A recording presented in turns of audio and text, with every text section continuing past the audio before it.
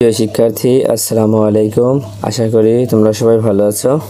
আজকে তোমাদের গণিত বইয়ের 81 ও 82 পৃষ্ঠায় যে অঙ্কগুলো আছে সেই অঙ্কগুলো সমাধান করব। তো প্রথমে তোমরা সবাই 81 পৃষ্ঠা বের করো। দেখো একদম উপরে 4 নম্বর দিয়ে একটা অঙ্ক আছে। একটি বইয়ের মূল্য 95 টাকা ও 12টি কলমের মূল্য 180 টাকা। একটি কলম ও একটি বই কিনতে রেজার কত টাকা লাগবে? এখানে একটি বইয়ের মূল্য 95 টাকা দেওয়া আছে। একটি বইয়ের মূল্য কত? 95 টাকা। এখানেও কিন্তু একটি বইয়ের কথাই বলেছে, তার মানে কি একটি বইয়ের মূল্য দেওয়াই আছে। এবার বের করতে হবে একটি কলমের মূল্য, কিন্তু এখানে 12টি কলমের মূল্য দেওয়া আছে 180 টাকা। আচ্ছা, 12টি কলমের মূল্য যদি 180 টাকা হয়, তাহলে একটি কলমের মূল্য কত? আগে এইটাই কিন্তু বের করতে হবে। এটা বের করতে হলে কী করতে হবে? 12টি কলমের মূল্য যদি 180 টাকা হয়, তাহলে একটি কলমের মূল্য অবশ্যই কি কম হবে, তাহলে এই ক্ষেত্রে কী হবে? ভাগ হবে। চলো এই অঙ্কগুলো আমরা খাতায় করে দেখাচ্ছি। আমরা প্রথমেই শুরু করব যে 12টি কলমের মূল্য 180 টাকা। একটি কলমের মূল্য 180 ভাগ 12। 180কে যদি 12 দিয়ে ভাগ করি তাহলে হবে আছে 15 টাকা। এই পাশে কিন্তু ভাগটা করে দেখানো আছে, এখান থেকে দেখে নেবে। তাহলে একটি কলমের মূল্য কত বের হলো? 15 টাকা। একটি কলমের মূল্য পেয়ে গেলাম। এখানে কি বলছে? একটি কলম ও একটি বই কিনতে রেজার কত টাকা লাগবে? তাহলে একটি বইয়ের মূল্য তো আমরা জানি, একটি বইয়ের মূল্য কত? এই যে 95 টাকা। তাহলে একটি কলমের মূল্য 15 টাকা আর একটি বইয়ের মূল্য 95 টাকা। তাহলে মোট কত টাকা লাগবে? এই দুইটা কি করতে হবে? যোগ করতে হবে। তাই আমরা এখানে লিখব একটি কলম ও একটি বইয়ের দাম 95 যোগ 15। এই দুইটা যোগ করলে 110 টাকা। তাহলে উত্তর হবে 110 টাকা। তারপরে 5 নম্বর অঙ্কটা দেখি। তোমাকে বাবা দিলেন 250 টাকা, মা দিলেন 150 টাকা। তুমি এই টাকাগুলো দিয়ে তোমার শ্রেণীর 5 জন বন্ধুর জন্য খাতা ও কলম কিনতে চাও। প্রত্যেক বন্ধুর জন্য তুমি কত টাকা খরচ করতে পারবে? তাহলে এখানে দেখতে হবে যে কে কে টাকা দিচ্ছে। বাবা দিল 250 টাকা, মা দিল 150 টাকা। তাহলে দুইজনে মোট কত টাকা দিল? দুইজনে মোট কত টাকা দিল? তাহলে এই দুইটাকে কি করতে হবে? যোগ করতে হবে। 250 আর 150 কি করতে হবে? যোগ করতে হবে। তারপরে তুমি এই টাকাগুলো দিয়ে তোমার শ্রেণীর 5 জন বন্ধুর জন্য খাতা কলম কিনতে চাও। এই দুইজন যে টাকা দিচ্ছে সেই টাকা যা হবে সেই টাকা দিয়ে 5 জন বন্ধুর জন্য খাতা ও কলম কিনতে চাই। তাহলে প্রত্যেক বন্ধুর জন্য তুমি কত টাকা খরচ করতে পারবে? তাহলে প্রথম কাজ হচ্ছে এই দুইটা যোগ করা, যোগ করে যা হবে তাকে এই 5 দিয়ে ভাগ করা। তাহলে প্রথমে আমরা এখানে লিখব, যেহেতু এখানে দুইজন টাকা দিচ্ছে, একজন দিচ্ছে বাবা আর একজন দিচ্ছে মা, তাই লিখবো হচ্ছে বাবা দিলেন 250 টাকা, মা দিলেন 150 টাকা। তাহলে মোট টাকা হবে, তাহলে মোট কত টাকা হবে? দুইজনের টাকা যোগ করলে হচ্ছে 400 টাকা। মোট টাকা হবে কত? 400 টাকা। তাহলে 400 টাকা এখন আমরা কয়জনকে দিব? এই যে 5 জন বন্ধুকে আমরা দিব, মানে খাতা এবং কলম কিনে দেব 5 জন বন্ধুকে। তাহলে প্রত্যেক বন্ধুর জন্য কত টাকা খরচ হবে? তাহলে আমরা কিন্তু লিখতে পারি প্রত্যেক বন্ধুর জন্য খরচ হবে এই 400কে 5 দিয়ে ভাগ করে দেব। তাহলে 400 ভাগ 5 ভাগ করলে কত হয়? 80 টাকা। তাহলে উত্তর হবে 80 টাকা। আচ্ছা, বইতে কিভাবে করতে চেয়েছে সেইভাবে আমরা করে দেখি। তাহলে এখানে প্রথমে দুইটা যোগ অবস্থায় আছে, তার মানে কি মোট টাকা হবে বলে লেখা আছে, এই দুইটা যোগ করতে হবে। তাহলে লিখবো 250 যোগ 150। তাহলে এই দুইটা যোগ করি কত হলো? 400। তাহলে এখানে হবে 400 টাকা। এবার এই 400 টাকা আমরা 5 জন বন্ধুকে ভাগ করে দেব। তাহলে প্রত্যেকে দেওয়া যাবে, কি দেওয়া যাবে? এখন এই 400 থেকে এই 400কে আমরা 5 দিয়ে ভাগ করব। 5 দিয়ে যদি ভাগ করি তাহলে প্রত্যেক বন্ধু কত টাকা পাবে? 80 টাকা পাবে। তাহলে প্রত্যেকে দেওয়া যাবে কত টাকা? 80 টাকা। এবার 6 নম্বরটা দেখি। একটি বাগানের 15টি লিচু গাছের প্রতিটি থেকে 60টি করে লিচু পেড়ে 20 জনের মধ্যে সমানভাবে ভাগ করে নিলে প্রত্যেকে কয়টি করে পাবে? তার মানে একটি বাগানে 15টি লিচু গাছ আছে, একটি বাগানে 15টি লিচু গাছ আছে। এই 15টি লিচু গাছের প্রতিটি গাছ থেকে 60টি করে লিচু পাড়ছে।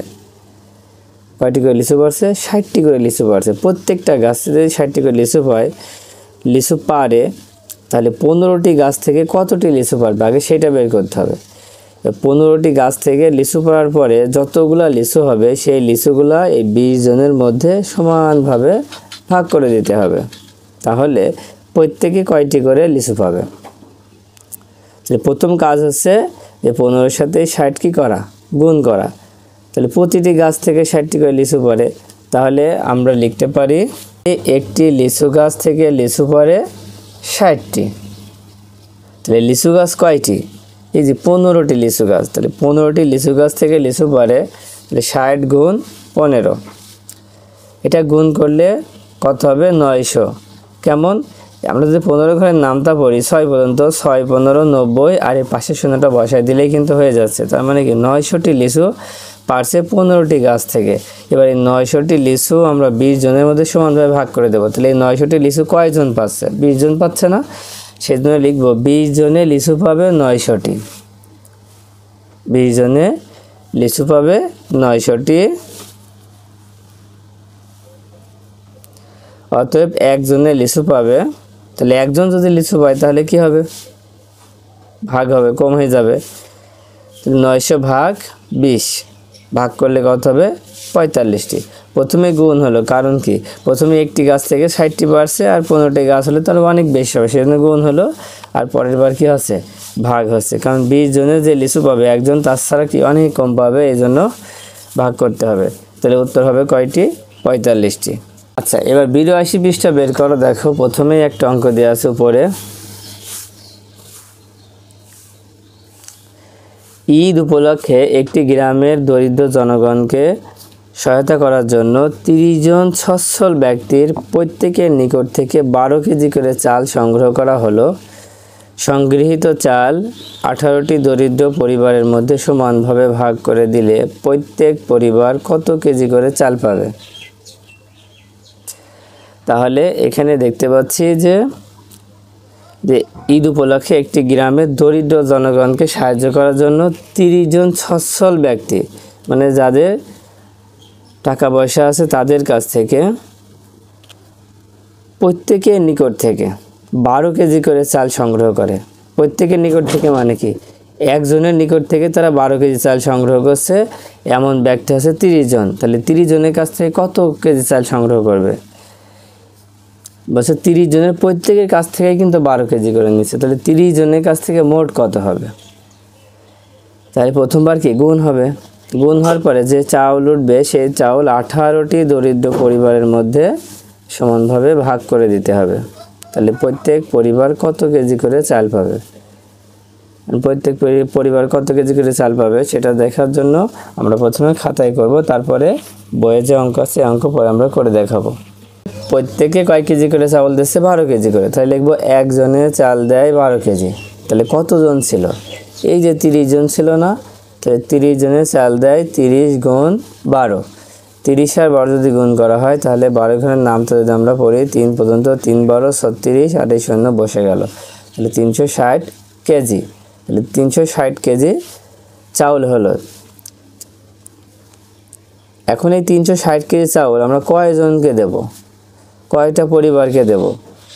এখানে লেখা আছে 18টি। 18টি দরিদ্র পরিবারকে সমানভাবে ভাগ করে দেবে। যদি সমানভাবে ভাগ করে দেয় তাহলে প্রত্যেকটা পরিবার মানে কয়টা পরিবার? একটি পরিবার কত কেজি করে চাউল পাবে? তাহলে আমরা এখানে লিখতে পারি যে 18টি পরিবার চাল পাবে 360 কেজি। তাহলে একটি পরিবার চাল পাবে 360 ভাগ 18। তাহলে 360কে যদি 18 দিয়ে ভাগ করা হয় তাহলে উত্তর হবে 20 কেজি। প্রথমে 18 দিয়ে 36কে ভাগ করলে 18 দোকানে 36 হয়। এবার এই শূন্যটা এখানে নামাবো। তাহলে এখানে একটা বিষয় আছে, যেটাকে আমরা নামাবো সেটাকে ভাগ করাই লাগবে। তাহলে 18 দিয়ে কি শূন্যকে ভাগ করা যায়? যখন যাবে না, যায় না, যখন যাবে না তখন এখানেও শূন্য দিতে হবে, শূন্য দিয়ে ভাগ করতে হবে। তাহলে শূন্য, এখানে যদি শূন্য দেওয়া হয় তাহলে শূন্যের সাথে 18 যদি আমি গুণ করি তাহলে কি হয়? শূন্যই হয়, কারণ শূন্যের সাথে যাই গুণ করা হয় শূন্যই হয়। তাহলে উত্তর হবে কত? 20। তাহলে এখানেও উত্তর হচ্ছে 20 কেজি। আচ্ছা, বইতে যেভাবে করে দেওয়া আছে সেটা দেখি। এখানে ফার্স্টে বলছে মোট চাউল হবে, মোট চাল হবে কত? তাহলে এখানে মোট চালের গুণ চিহ্ন দেওয়া আছে, তার মানে 30-এর সাথে 12 গুণ করতে হবে। 30-এর সাথে 12 গুণ করতে হবে। 12 গুণ করে কত হবে? 3 × 12 = 36, 360 কেজি। এখন 360 কেজিকে চাউল আমরা প্রত্যেক পরিবারকে যদি দিই তাহলে প্রত্যেক পরিবার কয় কেজি করে পাবে? তাহলে প্রত্যেক পরিবারকে দেওয়া যাবে চাউল কত কেজি? 360। এর ভাগ কত জন পরিবারকে দেবে? এই যে 18টি দুটো পরিবারকে দেবে, তাহলে 18 দিয়ে 360কে ভাগ করলে হবে কত? 18 × 2 = 36, তার মানে 20 কেজি। তাহলে উত্তর হচ্ছে 20 কেজি। আবার গাণিতিক বাক্যটি যদি গাণিতিক বাক্য দিয়ে করি তাহলে কিভাবে হবে? গাণিতিক বাক্য দিয়ে যদি করি তাহলে আমরা লিখব, প্রথমে যে গুণ করলাম না 30 × 12, এখানে ভাগ দিয়ে লিখবো হচ্ছে 18। তাহলে গুণ আগে করতে হবে, যেহেতু এখানে ভাগ আর গুণ থাকলে প্রথমে যেটা থাকবে সেটা আগে করতে হয়। 30 আর 12 গুণ করলে 360 ভাগ 18। এবার 18 × 2 = 36, তার মানে 20। তাহলে প্রত্যেক পরিবারকে দেওয়া যাবে 20 কেজি। আজকের ক্লাসের সর্বশেষ অঙ্কটি দেখি। একটি গাছ থেকে 550টি আম পাড়া হলো, যার মধ্যে 46টি আম কাঁচা। পাকা আমগুলো 8 জনের মধ্যে সমানভাবে ভাগ করে দিলে প্রত্যেকে কয়টি করে আম পাবে? তাহলে একটি গাছ থেকে 550টি আম কিন্তু পাড়া হলো, তাহলে মোট আম পাড়া হলো 550টি। তাহলে 550টি আম পাড়া হলো, যার মধ্যে 46টি আম কি ছিল? কাঁচা ছিল। তাহলে আম তো পাড়া হলো 550টি আর 46টি আম কাঁচা ছিল। এবার এখানে বলছে পাকা আমগুলো 8 জনের মধ্যে সমানভাবে ভাগ করে দিল। তাহলে পাকা আমগুলো কি? তাহলে কাঁচা আম যদি আমি বাদ দিয়ে দিই তাহলে বাকিগুলো সব কি পাকা আম হবে? সেই পাকা আমগুলোই 8 জনের মধ্যে সমানভাবে ভাগ করে দিলে প্রত্যেকে কয়টি করে পাবে, তাই তো? তাহলে প্রথম কাজ হচ্ছে যে 550 থেকে 46টা কী করা? বিয়োগ করা, কারণ কাঁচাগুলো বাদ দিয়ে দিতে হবে, তাহলে সব পাকা আম পাওয়া যাবে। তাহলে প্রথমে লিখবো হচ্ছে পাকা আমের সংখ্যা 550 বিয়োগ 46। 550 থেকে 46 বিয়োগ করে দিলে আমরা পাকা আমের সংখ্যা পেয়ে যাব। তাহলে পাকা আম হচ্ছে 504টি। তাহলে আমরা বিয়োগ করলে কত পাচ্ছি? 504টি। এবার 504টি আম আমরা কয়জনের মধ্যে ভাগ করে দেব? এই যে 8 জনের মধ্যে ভাগ করে দেব। তাহলে 8 জনে আম পাবে কত? 504টি। 504টি তো 8 জনের মধ্যে ভাগ করে দেব, তাহলে 8 জনে আম পাবে 504টি। অতএব 1 জনে আম পাবে 504 ভাগ 8। 504 ভাগ 8।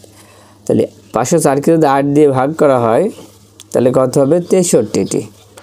উত্তর হবে 63টি। এই যে ভাগটা এখানে করে দেওয়া আছে, এই ভাগটা তোমরা দেখে নিও।